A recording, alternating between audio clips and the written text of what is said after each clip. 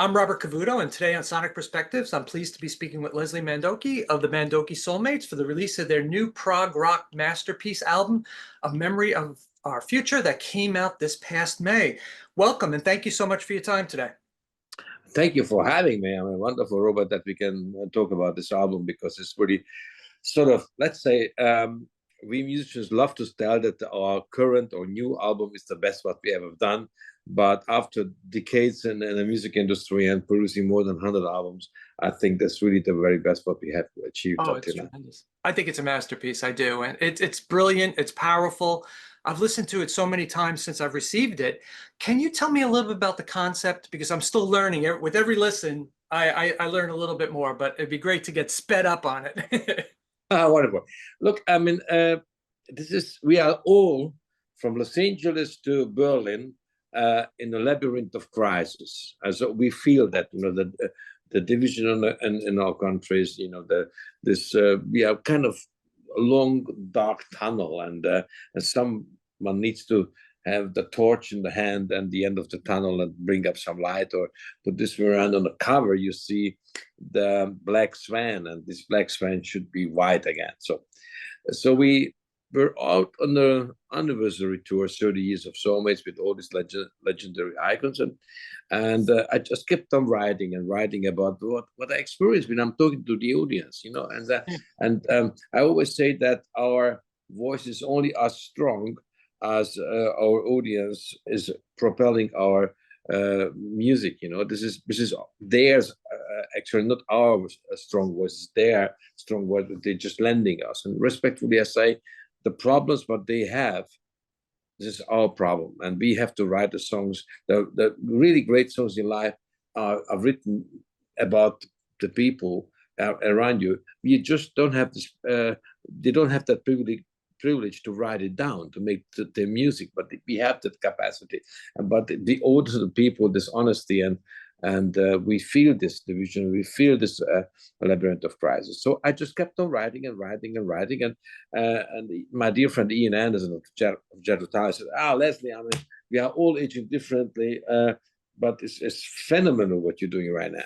So, and then Tony Carey came up and I said, you know what? I really hate you. I said, what's the problem? Said, you're writing songs like one should do as a rebel, as a young rebel, 22 or 25.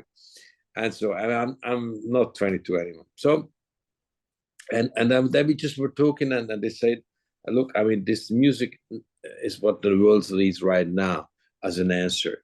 Right. And let's find the right format for that content, and let's record this in analog in my studio. So the question was, Leslie, do you have still in your basement of the studio this old 2-inch analog machines?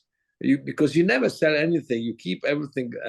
So yeah, of course. So then we came back from the anniversary tour, and so I went down to the basement, to the cellar of the studio, and there were four-year the old machine. So I put it up to the studio elevator and said, okay, let's lift to the studio. So I called up the old analog engineers and I said, look, let's reline the machine, So yeah, fix it. So, and then I said, actually, it was 25 years ago, as we just pulled down to the cellar. It was fine. So, but of course, some of the things, they couldn't stay the test of time, so we had to do a reline and what after a week it was just really going, and all of a sudden we have realized that kind of music, which is creating an answer on these challenging, trying times what we are going through, it's the right thing to record analog, because we all got together, the red light went on, and we realized this is nothing else than a handwritten love letter to our audience. It's not a text message. That's what it's all about. That's wonderful. I love the fact that the lyrics are so relatable. Wherever if you're living in Europe, if you're living in the United States, if you're old, if you're young, they're relatable and they're interpretable. Do you like people to take your lyrics and interpret them into their own lives and their own experiences? Yes, that's what I hear. That's actually what the reflection brings me back to me, because I write about their life. I'm living so privileged now here, Lake Starnberg, in an alpine area. So I'm not writing about my problems. When I'm writing about my problems, then I'm trying to share the experience what I was going through as someone was born behind the Iron Curtain under a Russian oppression. And then I would like to teach the people how bad it could be. So don't take it easy. And I've been appreciate there. what you have, right? Yeah. So let's adore, let's cherish freedom. So this is something what I'm but it's the most what I would like to talk about. Of course, sometimes I'm writing songs like The Wanderer, which is about if you have a son or you have a daughter, the father and the children relationship, and one day they became adult and they leave your house, and you're crying your heart out, but Yes. they leave because that's the job that they leave and they live their life and they settle. So of course I'm writing songs like that, or about a long lasting relationship like Because You Are. But mainly I write the songs about the life of our audience, and that's why they relate to that, because it's about their life. Because we all feel that blood is in the water. We all feel that we have to stay loud. We all feel that is a big quit there, because hard times create hard people. Hard people create easy times. Easy times create easy people, and easy people create hard times again. And so these everybody feels this like that. That we have a Skype and we have Zoom and we have everything, but the real life is missing sometimes. Because Sure. we have this damn smartphone instead of and then very basic elements of human life are touched by that record, by that song. So because earlier, and as I was a young kid, and let's say I was 22 or 25, then if someone was representing a total different opinion, actually the oppositional opinion of mine, it was not my enemy. It was just a guy who had a different opinion.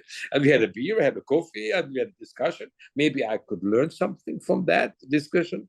Maybe I could even change him a little bit, or he maybe change something of mine. And we made a wider, more colorful, more diverse world. And today is, this is my problem about wokeness, and but kind of, because we should embrace that we are different, and we should discuss, and we should be self-confident enough that we survive the discussion. Agreed. And so we shouldn't cancel the other meeting. So we should rather, and this is what my songs are saying. You say, hey, let's be human. Let's And find peace and find commonality and learn. Commonality, yeah, exactly what you're saying. Yeah. And the peace and freedom. They're twin brothers and twin sisters. So it's not always the only solution is war. Agreed. And we been there, and as someone who was born behind the Iron Curtain, and I was so much enjoying at the moment. As 89, the Berlin Wall came down, and the freedom, the paradise world, that's gonna happen, and we messed it up, and we should really say to the kids, okay, sorry for that. It's a big mess, and we were on this anniversary tour, and the last song of the anniversary tour was called "The Torch," and this was something very special, because 2 songs before I was singing about the young rebels, and then the other song about the old rebels, and then and the torch. I was saying, okay, now we're passing on the torch from the old rebels to the young rebels, and then I said, when standing ovation everywhere, and then I said, wait a minute, I was wrong. We cannot pass the torch, because the world turns to a mess. We just have to be honest and faithful, and we should pass on this torch in a moment where the world is in a much better shape again, and only the young rebels together with the old rebels can fix that. That's actually the message, So that's a great sentiment. I totally understand. What I also loved was the music on your album. There are so many different flavors, so many different musical styles, yet they form a cohesion on the album. Tell me about mastering that art with prog rock, of taking all those different elements, making them into songs, and then make it work as one whole album musically. I mean, this idea to create a prog rock album with a bit jazz rock flavor to it, it was born as I was 16, because I was really absolute into the British prog rocks like Jethro Tull, complex composition, complex harmony world, complex lyrics, very poetical but socially relevant, politically interesting. But one thing what I was missing is the virtuosity, the fabulous soloistical power of the American jazz rock. And I said, okay, if someone's ever come up with a combination of those both, this would be something very nice. And with my little teenage band called Jam behind the Iron Curtain, we were just working exactly on that. And as I escaped communism, after I was the leading voice, the leading rock voice of the anti-communist pro-American movement of Hungary, and caught clandestine by the police because we were just not giving everything to the censorship, and even I was wearing a illegal Stars and Stripe T-shirt or something. So you got to jail for that. And so we escaped through a tunnel, almost got killed, and I was just arriving in a refugee camp in Germany, and the American resettlement officer was asking me, I was sitting there with my dear friend Gabor Chupa, and he was asking me, so look, I totally understand that you want to escape, from that Russian-led, occupied situation, but what the hell are you going to do now in a free world? Yeah. And I said, I would like to play with Ian Anderson, to Jethro Tull, and Czech Blues of Dream, and I was just coming because I would like to play with Eddie Maola. And he said, what? I mean, it's 1975, so it was and I was explaining to him what I was explaining to you and to your listeners. Yeah, because the prog rock of the Brits and the American virtuosity, someone should meld this together here, fuse that. He was looking at me and he said, he turns to Gabor Chupos, the friend of mine who I skipped together. He said, your friend is totally crazy, but what the hell are you going to do? And Gabor's answer was, oh, I'm a cartoonist, so I have some ideas. So I go to Hollywood, and start my own studio. And his work because his first worldwide smash was Simpsons. Wow. And the second was the Rugrats. Wow. So we just both sitting there telling to the American resettlement officers, that's what we are up to. So this very album is nothing else than fulfilling that situation. Wow. That's incredible. That's incredible. And I said, prog rock is the answer. And and we have to write relevant songs. And I just give you another little insight, which maybe for your listener kind of interest. Imagine end of the 90s, just before the 2000s, I got a telephone call from Moscow, from Mikhail Gorbachev. Wow. He's asking me for a charity thing. So he was visiting me. And so I was telling him that story, how much I hate the Russian oppression, escaping from that. And he said, Leslie, you must know that I realized that how dangerous prog rock is for the communists, and so we were forbidding everything but was getting close to anything like that. So always only easy listening stuff because that's opium for the people. But everything was just a bit more intellectual and there's a kind of free mind, the free speech. This is rock. So, but as I was trying to change the system. After I met the American president, Ronald Reagan, and I realized that we have to glasnost and perestroika, and we have to change. The first thing I've done, I asked the state-owned record company to buy the license for 1 million Jethro Tull album to prove that this kind of music is allowed again. Yeah. Okay, so and so this is a long answer, or a beginning of a long answer on your question. How about the music? So the music was always in my mind something but should transport the emotional energy of the people who really are living through their life. That it's not only that they want to be poisoned by opium for the people kind of music, which is okay, that's absolutely fine. But it's rather is about their own life. that they feel that they are kind of represented by. So that's why my compositions are led by that idea that we are a prog rock student, like a little bit kind of more mature, and I'm very pleased, really very pleased, Robert, that you love it, this album, because the record company said in New York, said, Leslie, this is way too intelligent. The people, I mean, the journalist not going to touch that, because, and all of a sudden you have all these wonderful reviews everywhere. But record companies are very often don't get that, that we musicians have a different connection to the people, because we feel that the people wanna hear something mature. They're worried about the business side, and the fans are worried about just simply enjoy the music for what it is. Complicated, easy, simple, AC/DC, simple, to what prog rock is, very complicated. And it's just a fan perspective of what we love and what we enjoy and what makes us feel good at the end of the day. Absolutely. That's all about, Robert.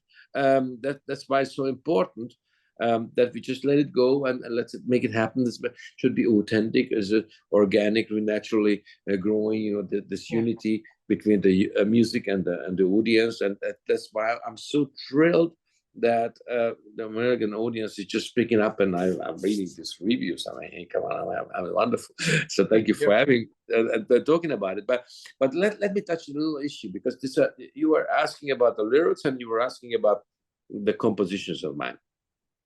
But the beauty of it, when you get with all these iconic legends together in a studio, is in an analog, big, huge recording room of my studio, and you just do, and the whole art is all of a sudden taking place during the recording and not at the post-production. This is, I must admit, it's a new experience. A new old experience, right? yeah. All of the sudden, I have realized that the red light record, because when you push the button, and then in the recording room is a red light on. So you are in the record modus, and we didn't have the light bulb anymore because digital recording doesn't request, because you have 25 tracks for guitar solo or each third, it doesn't matter, and you just edit it after that, comp it and all this.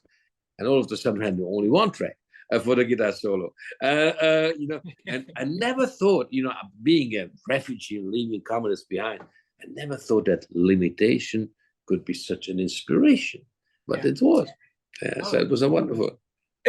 I do a lot of photography, and I've grew up in the digital world. We of course had film cameras back in the day, point and shoots, but now I do more professional work. So if somebody gave me an old camera with film and said, go take a picture of a concert, I would be completely lost. I wouldn't even know what to do. So I totally understand what you're saying. What I also found intriguing about your songs was you have a couple of them that are 8-10 minutes long. Do you have to go and self-edit how long your songs are to get the point across? Because prog rock typically is known for very long songs. With Yes had songs that were the whole side of the album growing up. Actually, this is rather an authentic, organic way to that shapes up like that. So this is not edited or anything. This is I'm just writing, and I'm giving this is going to be played by you, and this is by you, and you're singing here, this and that, and then it's just the result. It's not edited actually. So it just comes naturally on the paper, because this. When we recording digital, then I program the arrangements. That everything is already sort of kind of listenable. But in this way to record is different, because this is only paperwork. I mean, you have to write down everything in the music sheets, and then we sit down. And first of all, we just read it. So piano, acoustic guitar, a little percussion, we're not playing it, it's just reading it and talking about, hey, what about some modulation here, about 8 bars, what is that? All of a sudden, this is unfolding, and then next day, okay, let's hit it, and then we go on. So that's a very nice way to work it like that. That's great. That's great. I want to be respectful to your time. My last question is, creating albums as an artist is always about self-discovery, not just giving to the fans. What did you discover about yourself with the creation of this new album? I have discovered that after all these decades living a radically intense life of a musician, meaning on the road and all, I'm still this young rebel, as I was with 16. So I'm still talking about, my father who died as I was a young kid. I was 16, and he's dead, but he said, "Hey boy, you gotta leave here because I don't want to see that my grandchildren one day have to read censored papers. So you have to promise me, Yeah. it's not going to happen." And I said, "Daddy, but there is an iron curtain." And then he said, "Hey, you have to find your way and live your dreams and don't dream your life." So Wow. I wrote that song on the album, the Matchbox Racing, about, a young boy like 9 years old or 16 years old and 20 years old, dreaming about freedom when he's not growing up with freedom. And so these are very, very, very, very, very substantial issues. And I found out about myself that after all these decades, I was not getting 1 inch further away from that sentence of my father that, hey, go out and live your dreams and don't dream your life. So I'm still, my daddy is up in the heaven since all ages, but I'm still I'm the little son, and I was referring a lot to him. That's great. Leslie, thank you so much for your time. What a fascinating interview. I was sitting on the edge of my seat. Your words and your stories are just so as powerful as your lyrics and your music. I found it completely fascinating, and I'm going to go back and look at my life a little differently now, hearing your story and your history, because it's absolutely incredible what people have to go through. And, you have to enjoy life a lot more and find peace. I'm going to take your messages with me. So wonderful. Thank you so much, and Thank you. it would be wonderful to hear from you. Thank you for having me, and thank you for the support. Thank you so much, Leslie. Have a great day. Thank you. Bye-bye. Thank you. Bye bye.